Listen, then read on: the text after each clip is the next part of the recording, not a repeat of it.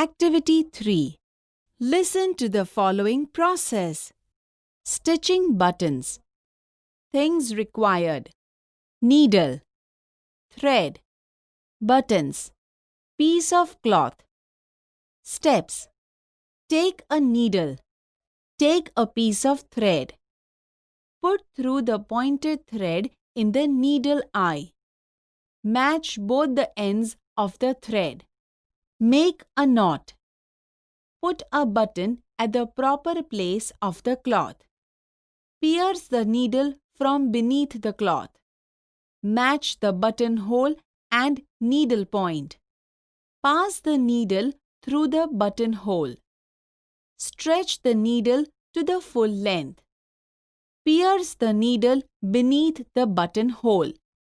Pierce it upward and downward for 3 to 4 times.